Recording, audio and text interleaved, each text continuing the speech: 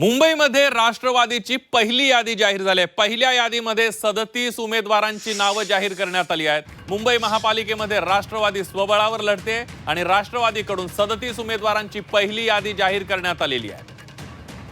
नवाब मलिकांना विरोध करत भाजपनं मुंबईमध्ये राष्ट्रवादीशी युती टाळलेली आहे, शिवसेनेनेही टाळली आणि आता राष्ट्रवादी ही स्वबळावर मुंबईमध्ये लढते। 37 उमेदवारांची यादी राष्ट्रवादीकडून जाहीर करण्यात आलेली आहे।